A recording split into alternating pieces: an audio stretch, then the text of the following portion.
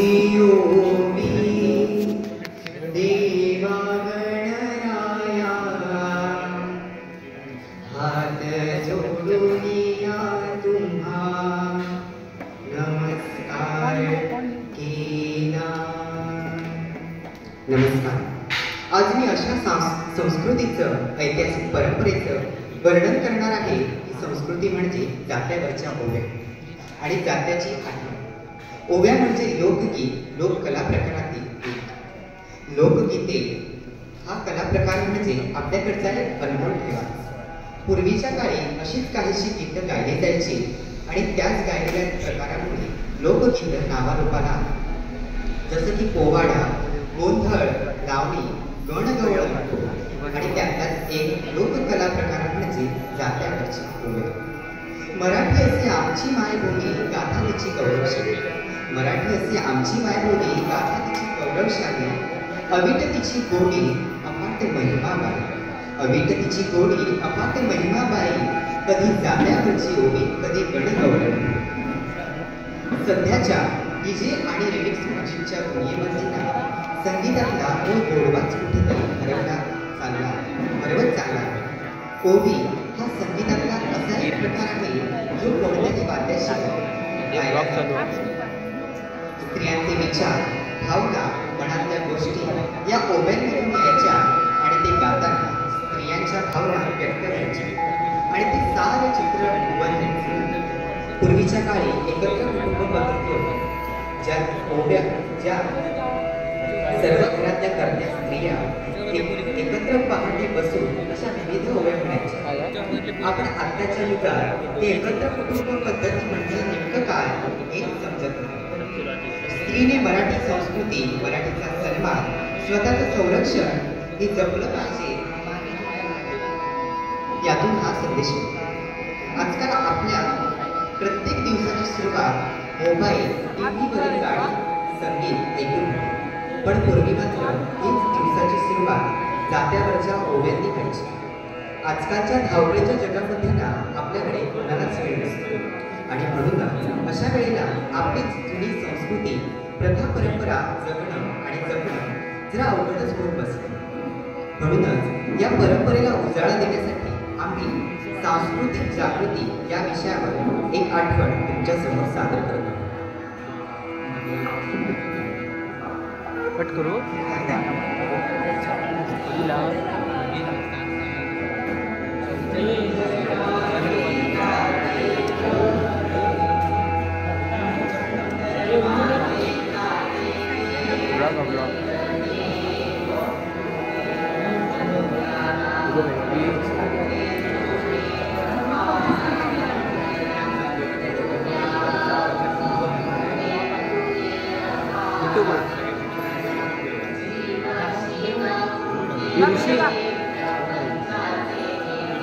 काय कर थांबवतो जाऊन सरांकडे पण फिरवला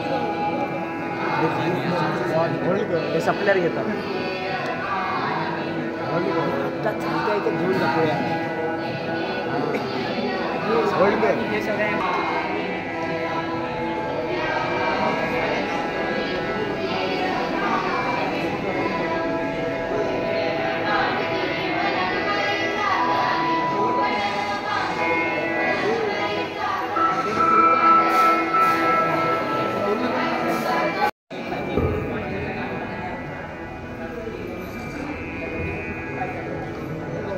पूर्वीच्या काळातील पहाट कशी बरं होती हे आताच आपण पाहिले। घरातल्या करत्या स्त्रिया जात्यावर ओव्या म्हणायच्या, तुळशी आईची पूजा करायच्या, पहाटे उठून सारवण करून कणा रांगोळी काढायची। हे सारं चित्र सध्याच्या काळात पाहायलाच मिळालं।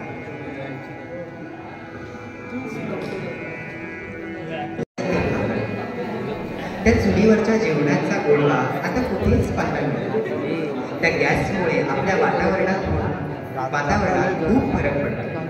आपली हवा प्रदूषित होते आणि आपला आजार वाढण्यास ही प्रदूषित हवा कारण असते। त्यामुळे आपण थोडासा का होईना त्या चुलीचा वापर हा केलाच पाहिजे असं मला वाटतं। ऐतिहासिक काळापासून आतापर्यंत आपली मराठी संस्कृती सौभाग्य जपणारी एकमेव व्यक्ती म्हणजे स्त्री।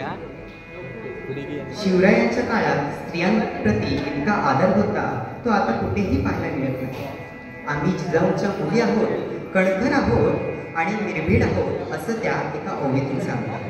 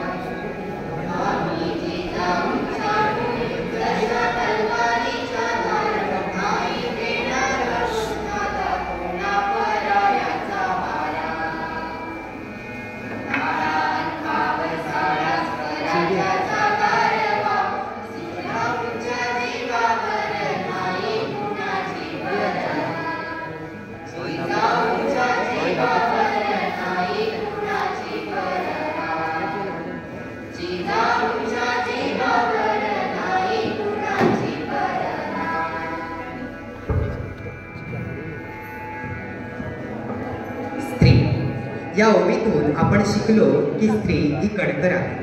प्रत्येक स्त्रीने स्वतःचं आत्मसंरक्षण केलं पाहिजे असं मला वाटतं. प्रत्येक स्त्री ही स्वतःच्या स्वार्थाचा विचार करत नाही तर स्वतःच्या घराचा सांभाळ करून लेकरांची सेवा करून संपूर्ण जगाचीही काळजी तिला असते आणि ते फक्त एक स्त्रीच करू शकते. आता तुम्ही म्हणाल तो ऐतिहासिक काळ तर निघून गेला, मग आता या ओव्या ते जात्याचं वर्णन स्त्रियांचं संरक्षण का बरं? पण हीच तर काळाची गरज आहे. निघून गेलेल्या काही गोष्टी आपल्या स्मरणात राहाव्या आणि जपून ठेवाव्यात असं मला वाटतं. आजच्या पिढीला या ओव्या जात स्मरणात राहावं यासाठी हा आमचा एक छोटासा प्रयत्न मनोरंजन आणि संस्कृती जपून सादर करण्याचा होता. धन्यवाद.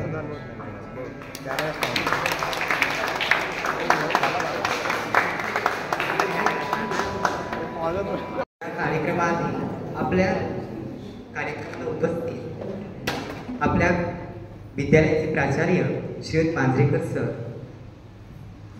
सहाय्यक शिक्षिका तळेकर मॅडम, काटे सर व सर्व शिक्षक वृंद तसेच सर्व विद्यार्थी मित्रांचे मी स्वागत करतो.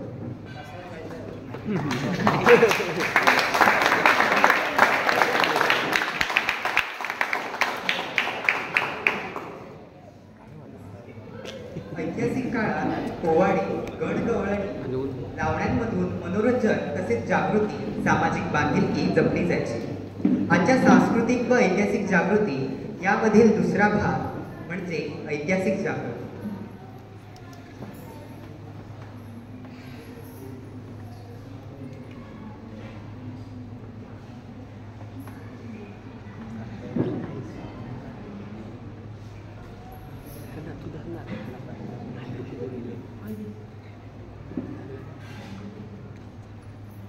एका पोवाड्याच्या माध्यमातून आम्ही काही संदेश देऊ इच्छितो.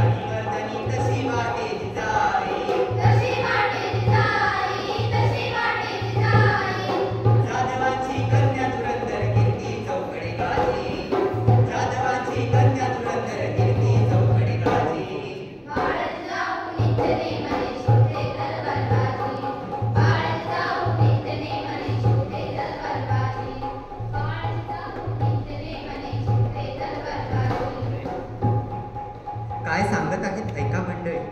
ती रणरागिणी आहे, ती आदिशक्तीचं रूप आहे, ती म्हणजे स्त्री आहे. आपण जिजाबाईंकडून हेच शिकलं पाहिजे की स्त्रीने आपल्या न्यायासाठी लढलं पाहिजे, खंबीर होऊन आपली सत्याची बाजू मांडली पाहिजे. सावित्रीबाईंनी आपल्या मुलींना शिक्षणाचा पाया रचून दिला आहे, तो आपण जपला पाहिजे. पण आजकाल पुरुष प्रधान संस्कृती स्त्रियांना नेहमीच दुय्यम स्थान दिलं जातं. स्त्री ही केवळ उपभोगाची वस्तू आहे अशी पारंपरिक प्रतिगामी मानसिकता आज या समाजामध्ये ठिकठिकाणी निर्माण झाली आहे. आज जर एका पुरुषाने अन्याय केला आणि तो सुटला, एक पुरुष जर पुढे जात असेल तर त्याला अडवलं जात नाही. पण आज एका स्त्रीला पुढे जाण्यापासून, उत्तुंग भरारी घेण्यापासून अडवणारे अनेक लोक समोर येतात. हे सगळं थांबवण्यासाठी स्त्रीने माता ताराराणीसारखं शूर होऊन लढलं पाहिजे असं यात सांगतात.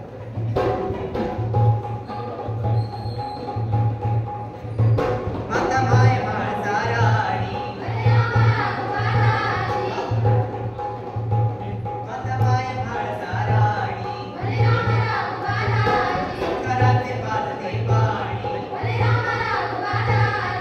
कधी नवाळ कधी नगर शब्द पडते काही, धर्मरक्षणा ती सुलक्षणा करते आम्हाला राजे, धर्मरक्षणा ती सुलक्षणा करते आम्हाला राजे.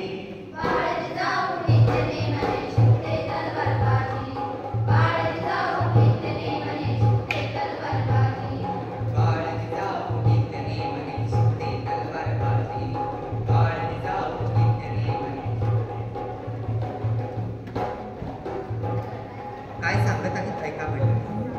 माता माय म्हणजेच आपली जमीन, जिला आपण माते समान मानतो, त्या भूमीला मातेचं स्थान दिलं आहे. ती संस्कारांचं ज्ञानामृत आपल्याला देत आहे. आणि आपण या मातीत शेती न करता, झाडे झुडपे न वाढवता, आपण त्याच मातीत बिल्डिंग, रस्ते बांधत आहोत, शहरीकरण करत आहोत. आपण झाडे वाढवण्याऐवजी झाडे तोडत आहोत.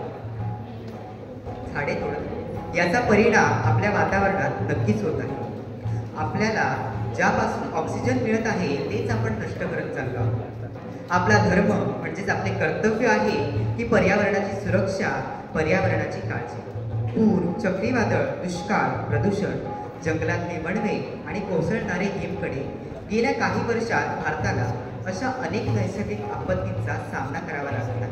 यामध्ये प्रत्येकाचे कार्य आहे की प्रत्येकाने वाढणारी जंगलतोड थांबवली पाहिजे, पर्यावरण सुरक्षित ठेवले पाहिजे असं मला वाटतं. इतिहासाच्या पानावरती अजून घटना ताजी, इतिहासाच्या पानावरती अजून घटना ताजी. बाळ जिजाऊ नित्यने म्हणे सुटते तलवारबाजी, बाळ जिजाऊ नित्यने म्हणे सुटते तलवारबाजी, बाळ जिजाऊ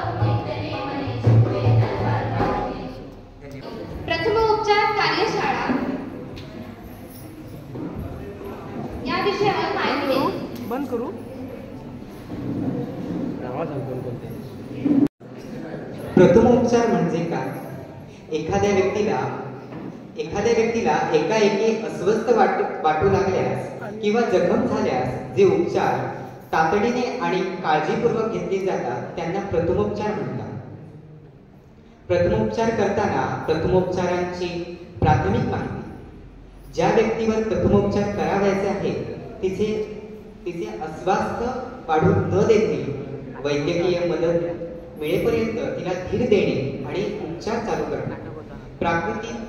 प्रकृतीत गुंतागुंत होऊ नये न देणे ही प्रथमोपचारांची उद्दिष्टे असतात.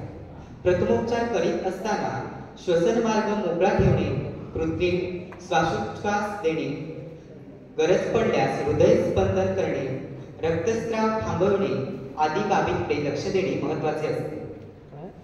प्रथमोपचार करताना लक्षणांनुसार त्याचे पुढील प्रमाणे उपचार सुरू करावे. जखमा आणि रक्तस्राव.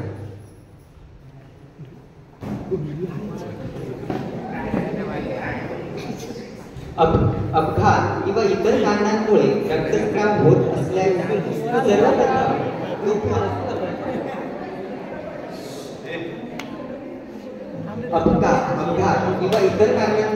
रक्तस्राव होत असल्यास सर्वप्रथम तो थांबवावा लागतो.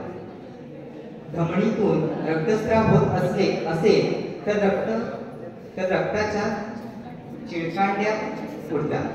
असा रक्तस्राव न थांबल्यास मृत्यू ओढवू शकतो. शिरेतून होणारा रक्तप्रवाह संथ असतो, तसेच केशवाहिन्यांतील होणारा रक्तप्रवाह थेंब थेंब गळत राहतो. घसा किंवा श्वसन मार्ग यात एखादी वस्तू अडकल्यास श्वास घ्यायला अडथळा निर्माण होतो व व्यक्ती गुदमरते. अशा व्यक्तीला खोकल्याची जोरदार उबळ येत असल्यास ती उबळ येऊ द्यावी, कारण अडकलेली वस्तू बाहेर फेकण्याचा तो एक प्रयत्न असतो. अस्थिभंग फ्रॅक्चर.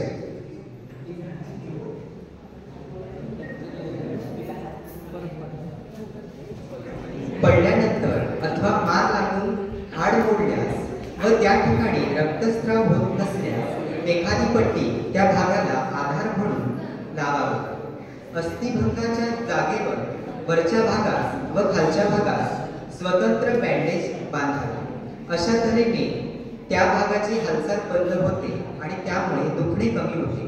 अशा व्यक्तीला तशाच अवस्थेत अलगद उचलून रुग्णालयात दाखल करावे.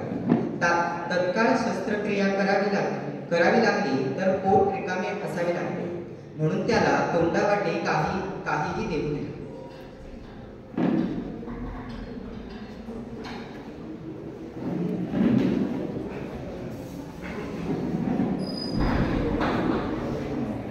मौखिक कृत्रिम श्वासोच्छ्वास.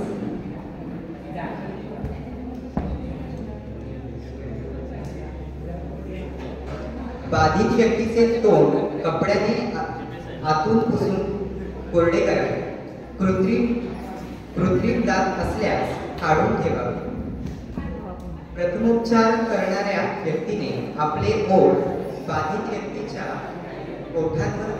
ओठांवर दाबावे आणि आपला श्वास जोराने त्याच्या तोंडात सोडावा. श्वासोच्छ्वास आणि नाडी चालू झाल्यावर बाधित व्यक्तीला रुग्णालयात दाखल करावे. भाजणे.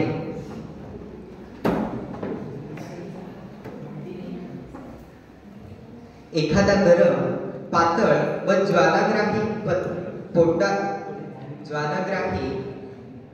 पदार्थ एखादे आम्ल किंवा आम्लारी अंगावर पडणे याला अंग भाजणे म्हणतात. अशा वेळी भाजलेल्या भागावर गार पाणी ओतावे. स्वच्छ कापडात तो भाग गुंडाळून ठेवावा. सर्पदंश आणि इतर दंश.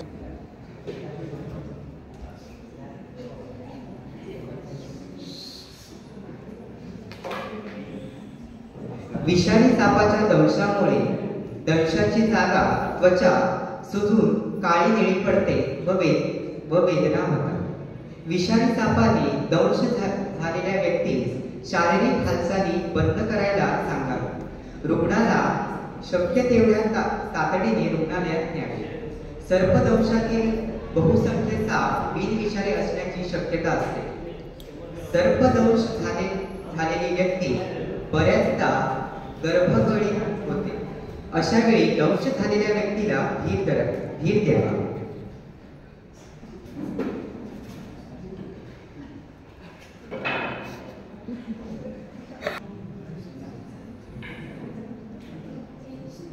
सर्वप्रथम व्यक्तीला सुपीन स्थितीत झोपायला लावा.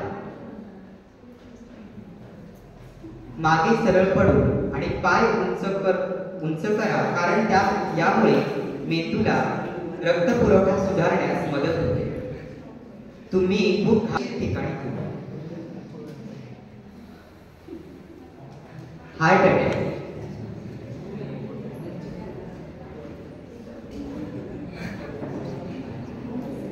CPR देण्यासाठी कुठल्याही प्रकारच्या औषधाची किंवा इंजेक्शनची गरज भासत नाही. ज्या व्यक्तीचा श्वास गुदमरला आहे किंवा हृदयाची गती मंदावली आहे, ती पूर्वव्रत होईपर्यंत छातीवर दाब दिला जातो. यामुळे शरीरातील रक्तप्रवाह सामान्य होण्यास मदत होते. याशिवाय CPR मध्ये रुग्णाला तोंडातूनही श्वास दिला जातो. CPR देण्याची एक विशिष्ट पद्धत असते, जिचा वापर करून अनेकांचा जीव वाचवता येऊ शकतो.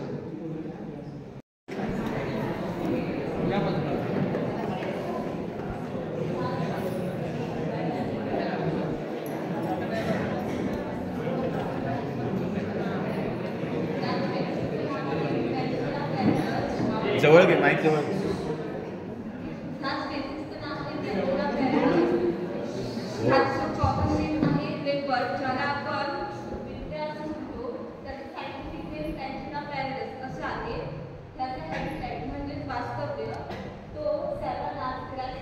माईक जवळ घे. अशा ठिकाणी राहतो, म्हणजे सॅव्हाना प्रदेश किंवा गवताळ प्रदेश अशा ठिकाणी तो आढळतो. मेडिकल युजेस म्हणजे वैज्ञानिक वापर, मानवी ह्याचा वैज्ञानिक वापर करतात. तो म्हणजे डेंटल स्ट्रक्चरसाठी, म्हणजे दातांचे जे आजार असतात त्यांच्यासाठी ह्या स्पेसिसचा वापर केला जातो. नेक्स्ट स्लाइड आहे.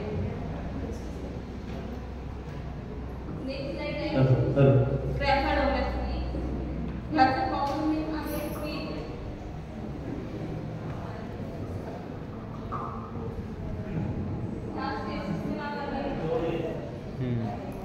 ह्या स्पेसिसचं नाव आहे ट्रॅफॅडोमेट्री. त्याचं कॉमन नेम आहे पीच, ज्याला आपण डुक्कर असं म्हणतो. त्याचं सायंटिफिक नेम ट्रॅफॅडोमेट्री. त्याच्या हॅबिटॅट म्हणजे वास्तव्य grassy savanna areas to swamplands of wooded forests. म्हणजे हा जंगली प्रदेश व खडकाळ या ठिकाणी आढळतो. ह्याचे मेडिकल युजेस म्हणजे वैज्ञानिक वापर हे injections into the I for retinal diseases. एक रेटिनल नावाचा डिसीज आहे डोळ्यांचा, ज्याच्या इंजेक्शनसाठी या स्पेसिसचा वापर केला जातो. ह्या पुढची स्पेसिस मक्सुला एक्सप्लेन.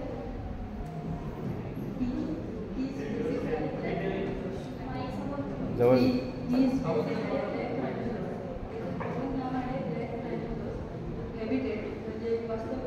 माईक बंद केला आहे.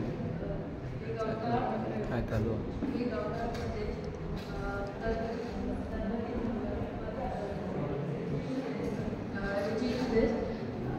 आशियाई औषधे आणि लक्झरी वस्तू बनवण्यासाठी वापरतो. लक्झरी वस्तू म्हणजे पर्स, चप्पल इत्यादी.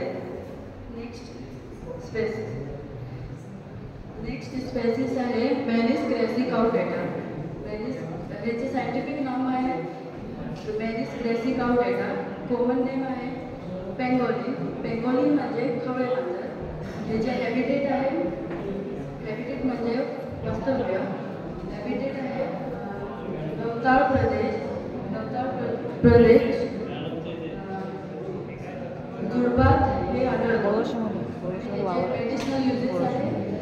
हे जखमेतून बाहेर काढतो आणि सुजन कमी करतो.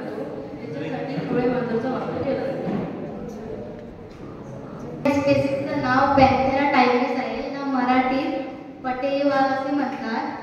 त्याचं कॉमन नाव बेंगॉल टायगर आहे असे आहे. त्याचं हॅबिटॅट म्हणजे वास्तव्य, तो उष्णकटिबंधीय आणि गवताळ प्रदेशात राहतो.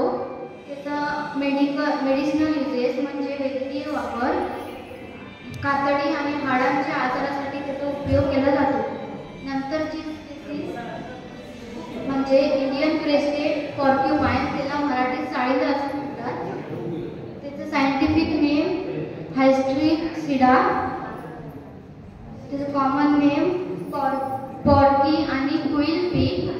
हॅबिटॅट म्हणजे वास्तव्य, तो जंगल आणि वाळवंट प्रदेशात राहतो. त्याचं मेडिसिनल युजेस म्हणजे वैद्यकीय वापर, घातक रोगांच्या उपचारासाठी हा एक चांगला उतारा आहे. तर आपल्यासोबत ही स्पीच आहे, त्याचं नाव आहे इंडियन स्पॅरो. त्याला आपण सायंटिफिक लँग्वेजमध्ये पॅसेज डोमेस्टिकस म्हणतो. तर या पक्षाचं हॅबिटॅट म्हणजे वास्तव्य आपल्या आसपास आढळतं, क्लोज टू ह्युमन हॅबिटेशन, म्हणजे आपल्या बिल्डिंगच्या छतावर असेल किंवा पत्र्याच्या खाली असेल, असं या चिन्हांचं वास्तव असतं. त्याचा मेडिकल यूज काय असतो तर फूड चेनमध्ये खूप महत्त्वाचे असतात. त्यांनी जर कीटकांची प्रजाती थांबवली नाही किंवा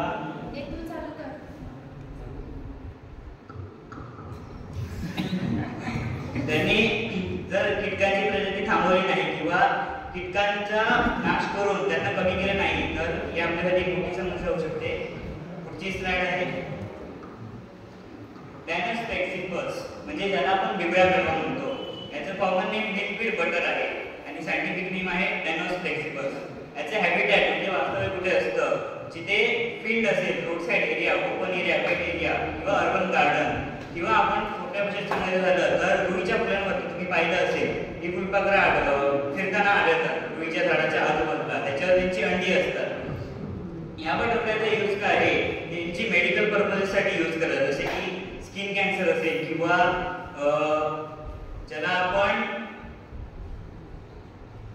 हे म्हणतो त्वचेचे विकार, त्यासाठी यांचा उपयोग होतो. Next slide Tanuja explain.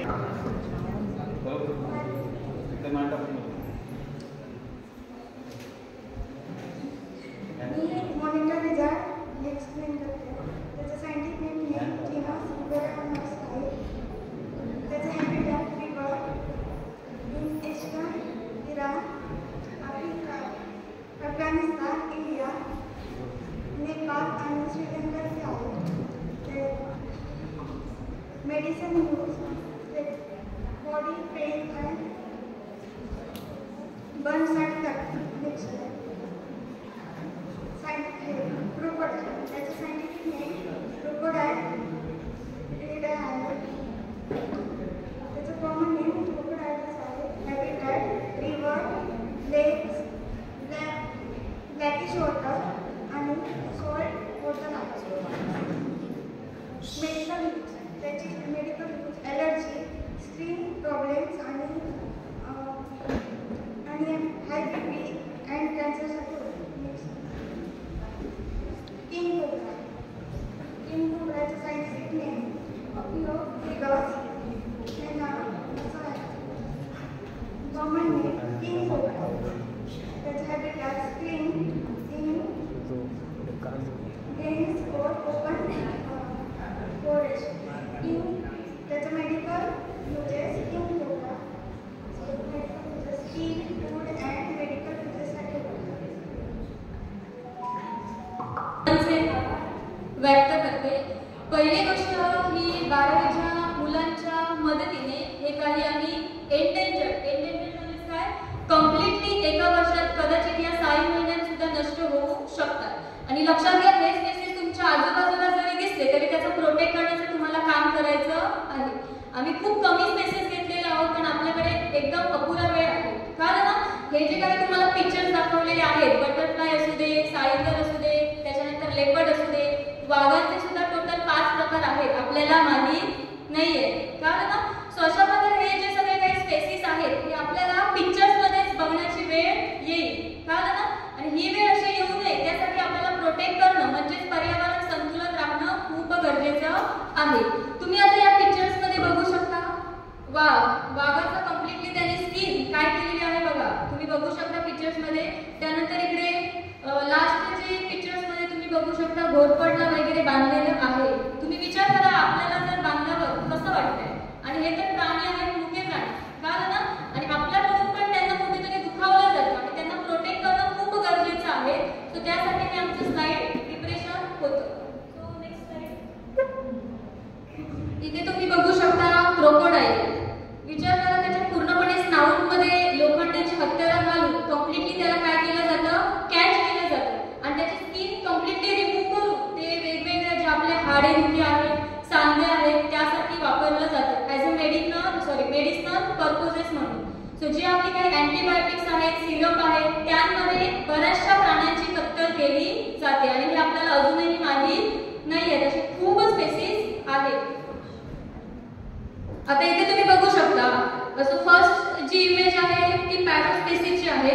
एक तुम्ही बघू शकता न्यूबॉर्न बेबी ज्याला आपण असं म्हणतो. ही पॅरोटचं छोटं पिल्लू आहे आणि त्याचे कम्प्लिटली फिगर्स रिमूव्ह केले जातात. आपण जे वेगवेगळे ड्रेस कलर वगैरे किंवा ड्रेस असू दे, त्याच्यानंतर आपण पर्स वगैरे वापरतो किंवा ज्वेलरीज वगैरे वापरतो, त्यासाठी या पक्ष्यांची कम्प्लिटली पिसं रिमूव्ह केली जातात आणि अशा प्रकारे त्यांना काय केलं जातं, दुर्गम भागात सोडलं जातं. तुम्ही विचार करा पक्ष्यांचा किती दुरुपयोग किंवा गैरवापर केला जातो. त्यानंतर इकडची जी स्लाइड आहे तुम्ही बघू शकता साळींदर. साळींदर तुम्हाला माहितीच असेल, तुम्ही आजूबाजूला बघत असाल, पण आता ते नामशेष झालेलं आहे आणि त्याचं एकंदरीत कारणीभूत म्हणजेच आपण आहोत. सो त्या साळींदरला लोखंडाने, ज्यांना आपण चैन असं म्हणतो, त्याने कम्प्लिटली बांधलेलं आहे आणि त्याची तस्करी किंवा एका ठिकाणी त्याला कम्प्लिटली कॅच करून दुसऱ्या ठिकाणी नेऊन त्याची तस्करी केली जाते किंवा त्याला दुसऱ्या देशात विकलं जातं. आणि हे सगळं आपल्या भारतात नव्हे तर महाराष्ट्रात सुद्धा होत आहे. असे काही वेगवेगळे आर्टिकल्स आहेत तुम्ही बघू शकता. म्हणजेच जसं आपण प्रजाती किंवा स्पेसिस जसं म्हणतो, तर ही काही आर्टिकल्स आहेत पेपरच्या माध्यमातून ते प्रोटेक्शनचं आपल्याला महत्त्व देत असतात. तुम्ही फर्स्ट जर आर्टिकल्स बघितला तर त्यांनी असं दिलेलं आहे की ध्वनी प्रदूषणामुळे पक्षींचं जे काही संचलन आहे किंवा त्यांचं जे वास्तव्य आहे ते खूप बिघडलेलं आहे, ज्यांना आपण साऊंड वगैरे म्हणतो. त्याच्यानंतर दुसरं जे आर्टिकल्स आहेत पक्ष्यांच्या 8 प्रजाती धोक्यात, ज्याच्यामध्ये तुम्हाला गरुड माहीत असेल, वल्चर हे कम्प्लिटली एक्सटेंड झालेलं आहे आणि त्याचं महत्त्वाचं कारण म्हणजे आपण जी मोठी मोठी झाडं आहोत ती तोडून टाकतोय, कळलं ना. आणि गिधाड पण हे तुम्हाला माहीतच असेल. ते न दिसण्याचं एकमेव कारण म्हणजे आपण डिफॉरेस्टेशन आणि कम्प्लिटली पर्यावरणाचा ऱ्हास करत आहोत. त्याच्यामुळे एक मला या माध्यमातून सांगावंसं वाटतं की आपण जेवढी झाडं लावू, कळलं ना, तेवढी आपण या स्पेसिस काय करू शकतो, वाचवू शकतो किंवा त्यांचं संवर्धन करू शकतो. आता थर्ड आर्टिकल्स मध्ये बघू शकता तर आवाजाच्या फटाके पक्ष्यांच्या जीवावर, म्हणजे जे आपण दिवाळी असू दे किंवा चतुर्थी सण असू दे तरी सुद्धा आपण जे फटाके वापरतो त्याचा एका दुसरी जर कीट त्या पक्ष्यांच्या घरट्यावर जर उडाली तर त्यांचा हॅबिटॅट लॉस होऊ शकतो, कळलं ना. सो ही आपल्याकडे दुर्दैवाची गोष्ट आहे जे आपल्या सिंधुदुर्गामध्ये सुद्धा होते. इथे बघा त्यांचा हॅबिटॅट लॉस. तुम्ही विचार करा पहिल्या इमेजेस मध्ये बघू शकता त्या कम्प्लिटली पक्ष्याचा घरटाच काय आहे, झाडच नसल्यामुळे त्यांना घरटी कुठे बांधायची वेळ आलेली आहे ते बघा, कळलं ना. ते कुठेतरी लाईट लॅम्पवर तिने आपलं घरटं बांधलेलं आहे. दुसऱ्या स्पेसिस मध्ये बघू शकता त्यांना पाण्याची सुविधा, कळलं ना. जसं आपण म्हणतो की उन्हाळ्याच्या दिवशी जसं आपल्याला तहान लागते, पक्ष्यांना सुद्धा तहान लागते. त्याच्यामुळे तुम्ही बघू शकता त्यांना पाण्याला तहान लागलेली आहे आणि कुठेतरी ते पिण्याच्या पाण्यासाठी गेलेले आहेत. तुम्ही बघू शकता जी एक छानपैकी टँक आपण म्हणू शकत नाही, बाहेरचा एरिया दिसतोय.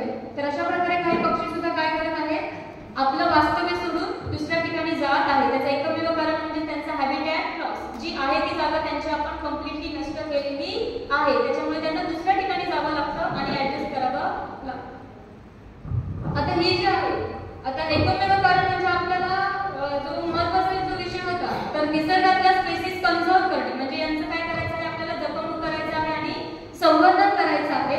तर आपण त्यांना प्रोटेक्ट कसं करू, आपण त्यांना पैसे देऊन प्रोटेक्ट करू शकत नाही, पण आहे त्या हॅबिटॅट मध्ये त्यांना प्रोटेक्ट करायचं आहे. सो फर्स्ट बघा लर्न अबाउट एंडेंजर्ड स्पेसिस म्हणजे काय, तर जे खरंच नष्ट होण्याच्या मार्गावर आलेले आहेत त्यांना आपल्याला काय करायचं आहे, प्रोटेक्ट करायचं आहे. तुम्हाला आजूबाजूला बघा वाघ आपलं